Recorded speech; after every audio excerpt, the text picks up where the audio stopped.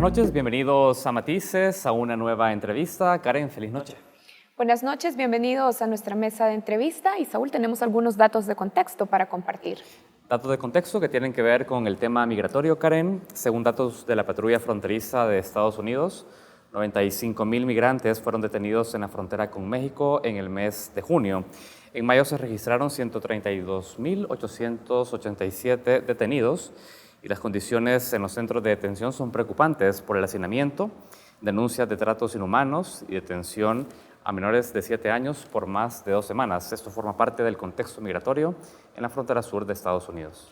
Y la solución integral para los migrantes no parece estar cerca. Mientras los países de Centroamérica enfrentan diversos desafíos en gobernabilidad, oportunidades y crecimiento económico, corrupción endémica y debilidad institucional, en Estados Unidos también la campaña electoral enardece con el discurso xenófobo. Ana Sol Gutiérrez, exlegisladora estatal de Maryland, es la primera salvadoreña electa en un cargo público en los Estados Unidos. Su trayectoria política en ese país y su vocación de apoyo a los migrantes la convierte en una voz de peso en la comunidad latina para analizar este fenómeno. Hoy tenemos el gusto de recibirla en Focus por primera vez. Es un gusto tenerla aquí. Para mí es un gusto realmente acompañarlos. Bienvenida.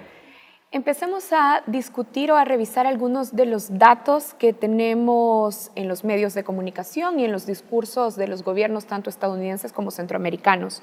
Revisando algunos datos, nos damos cuenta que durante los primeros 7 meses del año fiscal 2000, más de 1 millón de migrantes fueron detenidos por agentes de la patrulla fronteriza en Estados Unidos. Esos datos, para ese periodo, son mayores a los que tenemos ahora en este mismo periodo, en los primeros 7 meses del año fiscal estadounidense. Con estos datos, parecería desmentirse ese discurso que estamos ante la peor crisis migratoria. ¿Cuál es su opinión al respecto? Bueno, realmente me sorprende y me gustaría, yo creo, entender mejor qué es lo que estaba pasando en esa época, en el año 2000. Todavía no había sido el 9/11, así es que no había toda esa conversión de seguridad que existió después del 9/11. Es interesante, pero yo le puedo decir que lo que ustedes han descrito es mucho peor lo que está ocurriendo. Realmente es una crisis que no tiene precedente en Estados Unidos. ¿Y qué elementos debemos observar, claro, más allá de las cifras, para esto que usted pone sobre la mesa, una crisis sin precedentes? Bueno, sencillamente ver lo que está ocurriendo a nivel de ser humano, porque no son las cifras las importantes. Ahora estamos viendo condiciones inhumanas en el trato del emigrante, y no solamente el que está llegando a tocar la puerta, sino que los más de 11 millones que tienen ya muchos años de estar indocumentados, pero que viven, han vivido tranquilamente, han podido trabajar, han podido tener hijos, comprar casas, y de una manera en la cual el gobierno dejaba sin tener que hacer persecución de ellos, porque entienden perfectamente la necesidad económica del emigrante. Entonces no hay interés de las empresas, de la agricultura, de hacer redadas. Y ahora el énfasis es contra el emigrante, sea quien sea, sin reconocer que tiene una contribución ni histórica ni presente. Queremos entender algo con lo que usted está diciendo, es que la crisis migrante se debe de entender por el contexto adverso que representa para una persona ser migrante hoy en día, y no tanto con los números de detenciones en la frontera. Es, digamos, el contexto el que determina eso. Exactamente. Y es lo que yo creo que se necesita conocer más en este país, porque si no, solamente son números y se hacen comparaciones de que sí fue más alta y ahora han subido, pero no han pasado.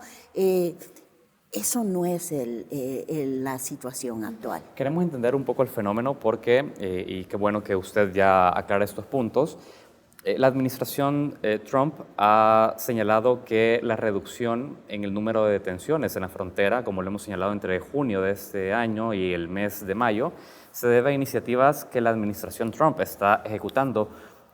Si bien es una cifra, una reducción de número de detenidos, el número como tal frío, podemos nosotros entender de que esta aparente tendencia es precisamente por la actuación del gobierno de los Estados Unidos o responderá a otras causas, exlegisladora. Es claramente las tácticas y los inventos, porque hay que reconocer que Trump se está saliendo de la norma legal, de la norma histórica, de cómo se trata al emigrante. Ya vemos que trató de separar familias como un mensaje de que ya no vengan esas personas porque este va a ser el castigo. Hubo tanta reacción de parte del público americano que tuvo que parar esa práctica, aunque ahora estamos entendiendo de que eso lo venía haciendo aún antes de que se hizo tan público, pero eso es poco en comparación a lo que ahora está haciendo. ¿Por qué los números han bajado?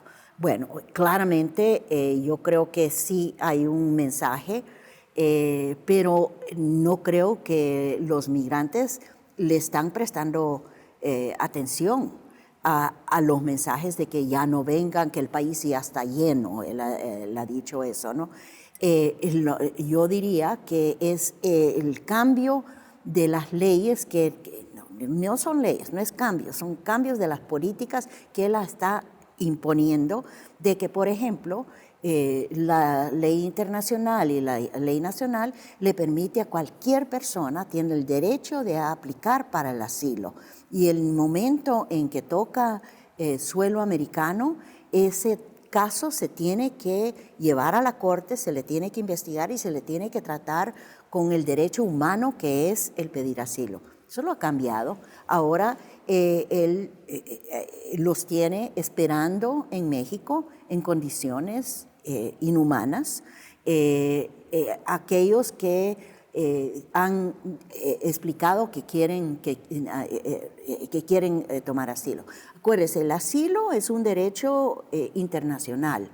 Él sencillamente está viendo cómo puede luchar contra eso, puesto que realmente ahí es a donde se vio ese crecimiento de tantos migrantes. Entonces, y que también un aspecto que usted tocó, las familias ahora son las que están migrantes. Antes eran los hombres solos, y ahora son familias porque están protegidas por el caso Flores, que determinó que un niño no puede ser detenido más de 72 horas, que tienen que estar en un centro de detención que está adecuado para recibir niños. Entonces venían las olas y tenían que ser procesadas y puestas en libertad.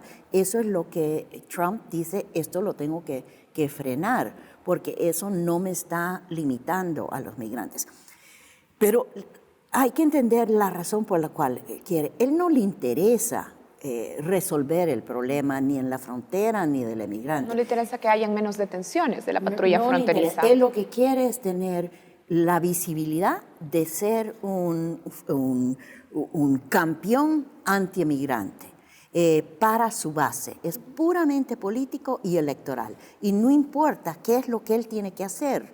Y hace cosas extremas, niega que hayan estos centros de detención cuando el mismo vicepresidente ha ido a visitar una jaula donde los hombres no se pueden ni sentar. Legisladora, hay un aspecto y queremos vincularlo también a la política, entender el fenómeno en general.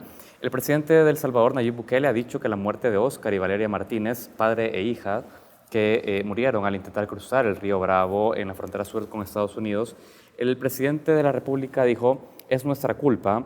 Ellos sintieron que huir del país cruzando 3 fronteras, un desierto, un río, era más seguro que quedarse aquí, refiriéndose a El Salvador. Al analizar nosotros ese contexto, nos preguntábamos, ¿es que es exclusivamente de El Salvador la responsabilidad de por qué están migrando las familias centroamericanas? No, en absoluto. Me imagino que aún habrían, si eso fuese el contexto, se aplica también a Guatemala y Honduras. Hay mucho más migrante hondureño y guatemalteco. A mi manera, obviamente la seguridad es un aspecto, pero la sobrevivencia es aún más fuerte. La falta de trabajos, de oportunidades de porvenir y la pobreza. Realmente han habido sequías, han habido limitaciones de esa manera de que puedan seguir existiendo. Yo he entrevistado a una señora que dijo, no podía alimentar a mi hija. Lo único que me quedaba es irme. Pero para entender el fenómeno de las causas de la migración, entonces sí tenemos que poner los ojos exclusivamente en los países de origen del migrante. Es decir, es ese obviamente, hay un factor de lo que es el contexto de la vida en este país. Pero eso ha existido de hace muchos años, ¿no? ¿Por qué se agudiza ahora? Yo creo que es porque hay ahora grupos organizados como las caravanas que no existían anteriormente. La caravana que le da a la persona que no puede pagar el dinero para un coyote y que no quiere exponerse a todo el viaje peligroso a través de México, la caravana le da esa protección y ven que otras personas también están tomando el riesgo de irse. Entonces, ese fenómeno yo creo que fue el que hizo la diferencia hace un año, tal vez hace 2 años. Ahora ya no son las caravanas. Hablemos también, para seguir profundizando también en la postura que están tomando los gobiernos de Centroamérica. En una entrevista aquí en Focus, el periodista Oscar Martínez, autor del libro Los migrantes que no importan, decía esto: Centroamérica ha adoptado un discurso cobarde ante la crisis migratoria y así está restando credibilidad con su silencio a las denuncias que sí están realizando las organizaciones sociales. ¿Cómo interpreta usted este silencio y timidez de nuestros gobiernos, los centroamericanos, frente a la administración Trump? Es desastroso. Sí, por eso estoy feliz de estar charlando con ustedes y hacer entrevistas, porque el silencio aprueba. Y no puede en nuestro país, El Salvador, dejar que pasen estas situaciones sin una protesta, pero contundente e internacional, pero, ¿no? ¿qué margen de maniobra tenemos? Usted ya estaba mencionando una protesta internacional, pero ¿cuánto realmente podemos incidir frente al poder que en el hemisferio tiene Washington? Es que hay que hacerlo, porque acuérdense que allá hay todo un mundo político, hay un Congreso que está, ahora que vienen las elecciones, ellos quieren tener las voces de los países que están siendo afectados para que les dé a ellos aún más apoyo en sus políticas de reformas urgentes en el término migratorio. Si El Salvador, Honduras y Guatemala se quedan callados ante este bully, no sé cómo se dice bullying en castellano, pero es esa imagen de alguien que puede hacerlo. Acosador. Sí, y que todo el mundo le tiene miedo y se quedan callados. El periodista decía en esa entrevista al que ha citado Karen que al quedarse callados se le restaba credibilidad a las denuncias que hacían las organizaciones sociales en materia de las agresiones a los derechos humanos. Mire, la participación de las ONGs, de las iglesias, es una voz continua que está dando a conocer la situación humana y política, legal, de lo que está ocurriendo. Ellos están tomando la defensa del emigrante a un nivel mucho mayor que lo que yo he visto históricamente. Ahora la opinión pública en Estados Unidos, casi el 70%, están pidiendo que haya una solución del emigrante. Si ellos están haciendo ese esfuerzo de denunciar, ¿cómo es que nuestros países no lo hacen? Y especialmente El Salvador, porque yo no acepto que el Triángulo Norte, que es un término inventado, nos pone a todos iguales, ¿no? De que somos la misma cosa, como que la diferencia que hay entre El Salvador y los de Honduras y Guatemala, no importa, que la motivación, las respuestas son las mismas, y no es así. Entonces tenemos que levantar nuestra voz como salvadoreños, no solamente para denunciar lo que está pasando, pero acuérdense, salvadoreños es el tercer grupo latino en Estados Unidos en número. Primero mexicanos, luego puertorriqueños y luego salvadoreños, mayor número que los cubanos. ¿Cómo es que esa diáspora se siente cuando nuestro país no está diciendo nada, cuando no está protestando? Y le voy a decir que no es que estas redadas y todo afecte solamente a los migrantes, me afecta a mí, afecta a mi vecino, afecta mi ciudad, mi municipio, porque la gente tiene miedo y se sienten realmente atacados. ¿Cómo es que no vamos a reaccionar contra eso? Exlegisladora, vamos a hacer la primera pausa de la entrevista, continuaremos charlando sobre eso. Estamos conversando con Ana Sol Gutiérrez, exlegisladora estatal de Maryland.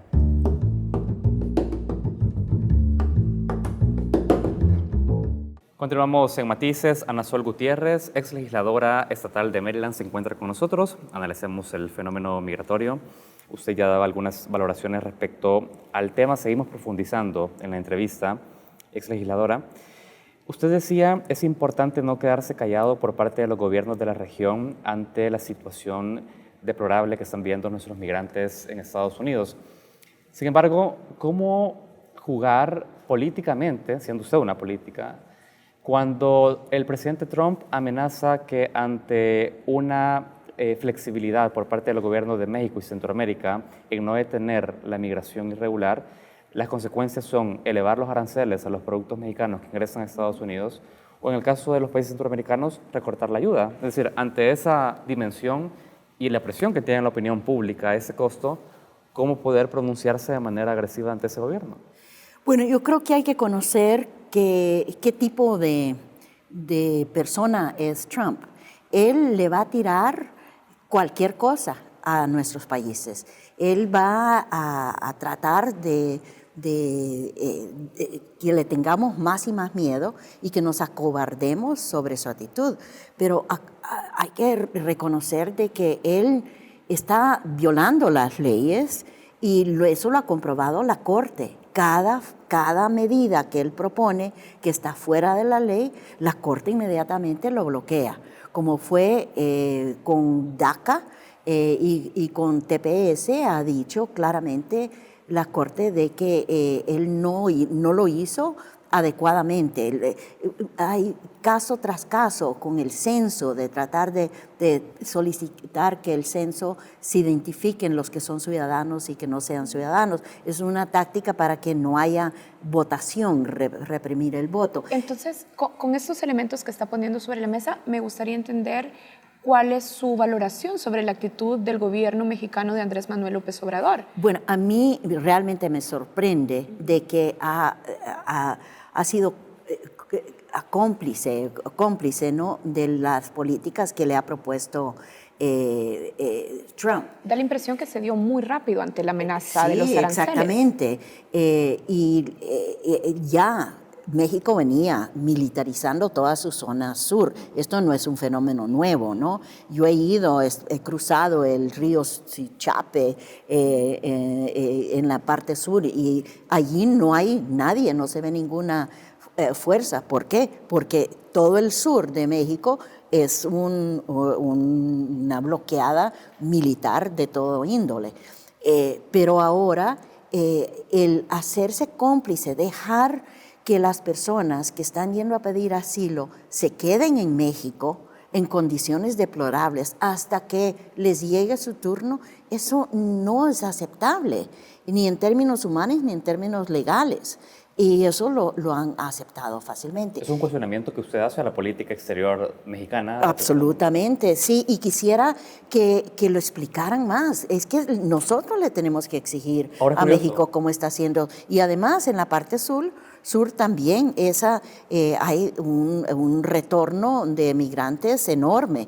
Y si Guatemala ahora se va a volver un país seguro de acuerdo a la política de Trump, entonces se multiplica esta política de frenar, yo diría, ilegalmente un flujo de migrantes. Pero es curioso, ¿no? Porque cuando habla usted de frenar el flujo de migrantes, por otro lado tenemos la visita del secretario de Relaciones Exteriores de México, Marcelo Ebrard, que ha iniciado el plan Sembrando Vida, donde promete al menos la creación de 20.000 empleos que puedan ayudar a reducir la migración irregular hacia Estados Unidos a través del combate a la pobreza. Es decir, tenemos una iniciativa muy bonita, la vi reportada, 20.000 empleos, eso no va a parar la migración nunca. 20.000 empleos que realmente no se ha comprobado que van a tener una influencia fuerte en cambiar la mentalidad.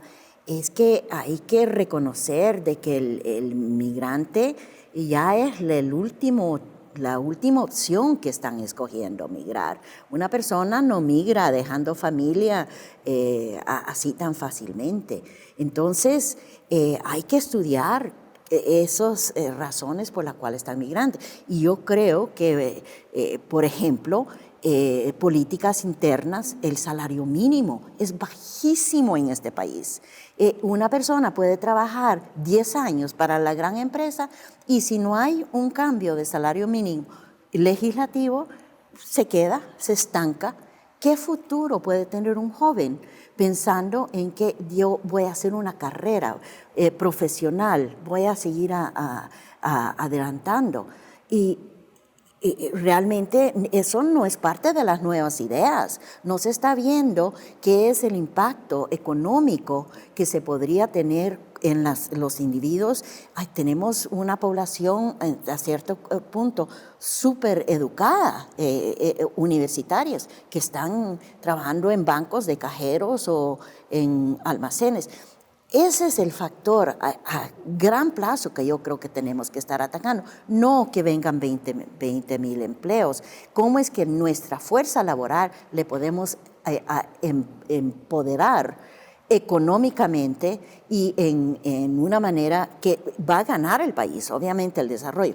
No puede ser que la solución de la inversión para este país sea una maquila. La maquila es el peor empleo que podemos desear, no tiene beneficios, mantiene los sueldos lo más bajo posible y el momento que encuentra otro mercado donde puede comprar al ser humano más barato, se va al otro país. A propósito de esto que está exponiendo, nuestro presidente Nayib Bukele ha hablado, por ejemplo, de soluciones para contener los flujos migratorios que están basados en la inversión y en la generación de empleos, que es un poco lo que usted estaba mencionando.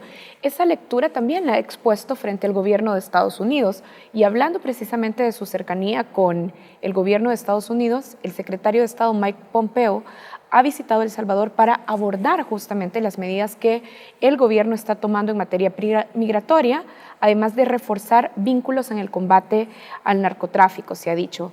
Desde su llegada a la presidencia ha sido visible los vínculos del gobierno Bukele con respecto a Estados Unidos y lo vemos en elementos del discurso. Ajá. ¿Cómo valora usted esa relación entre el gobierno salvadoreño y el gobierno estadounidense? Peligrosa, porque yo no tengo ninguna duda de que la política, ese esquema político de Trump no tiene interés en ayudar a El Salvador ni a ningún otro país. No le conviene que lo vean a él como alguien que va a resolver problemas en esos países que utilizó una palabra que no la puedo repetir ni aquí ni en inglés, ¿no? Pero descartan el valor de los países y de la migración. No, yo temo de que qué es lo que va a venir a pedir Pompeo, ¿no? Que quiere que sigamos el rol de México y Guatemala, que nosotros mismos nos volvamos militarizando nuestras fronteras. Espero que no. Yo tengo miedo porque ya vi que la primera visita que hizo el presidente fue a la extrema derecha con las organizaciones que no tienen, el Heritage Foundation, organizada por los grupos y que no le permitieron reunirse con los otros partidos, ¿no? Eso no es bueno, no es bueno. Todavía no tenemos una embajadora o embajador, yo digo embajadora porque espero que sea otra mujer, hemos tenido una mujer embajadora últimamente, pero no lo veo consistente, no veo que hay un plan consistente, tanto nacional como internacional, para abordar este problema en toda su complejidad. Muy bien. Seguiremos viendo otros aspectos sobre el fenómeno migratorio. Hay una constante, y es que en administraciones demócratas como republicanas hay una ausencia de una ley de protección al migrante o que le dé la estabilidad necesaria al migrante residente en Estados Unidos. Por el contrario, lo que hemos visto es una ola sin precedentes de deportaciones durante la gestión Obama demócrata y ahora esta persecución casi de carácter criminal que se hace del migrante. ¿Es que este es un tema que únicamente tiene interés en Estados Unidos en periodo electoral y realmente de fondo no hay un interés de resolverlo? Mire, es interesante su pregunta, porque quizás yo, por eso me considero el canario en la mina. Tengo años de estar hablando de que el tema de migración tiene que ser una prioridad dentro del gobierno americano, y no solamente federal, sino que estatal.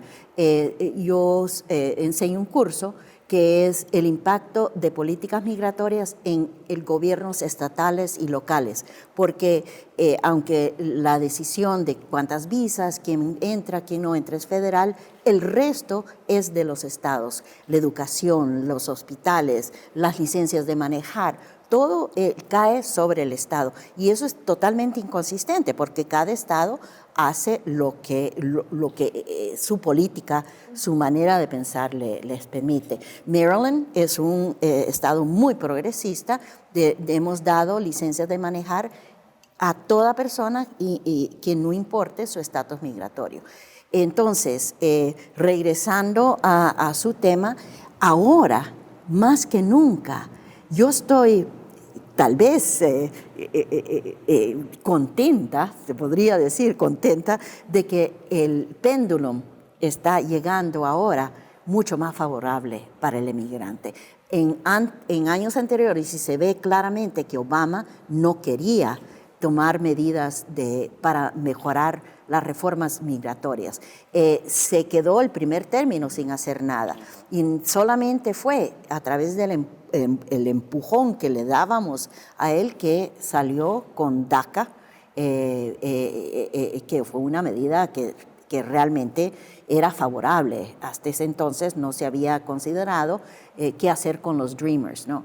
Y ahora el Partido Demócrata, que maneja el Congreso a nivel federal, ya han pasado reformas fuertes con mayorías que para mí son un ejemplo de dónde podemos ir en el futuro, de que ahora la migración y las reformas migratorias tienen mucho más aceptación dentro del pueblo americano. Hablando justamente de eso, y no podemos ignorar que también Estados Unidos se acerca ya en un año y medio casi. Ya estamos en elección, claro, ya estamos. A las elecciones presidenciales 2020. El presidente Trump lanzó ya formalmente su candidatura a la reelección y en el Partido Demócrata 20 candidatos han iniciado el rumbo hacia las primarias. ¿Cuáles son los retos del Partido Demócrata de cara a construir primero una candidatura sólida, pero también cuál de los aspirantes demócratas representa mejores perspectivas para los migrantes latinoamericanos? Mire, realmente de lo que se ha dicho en los debates, los demócratas están muy favorables. Creo que ninguno ha hablado en los términos antimigrantes que escuchamos de parte de los republicanos y, por supuesto, nada cerca de lo que dice Trump.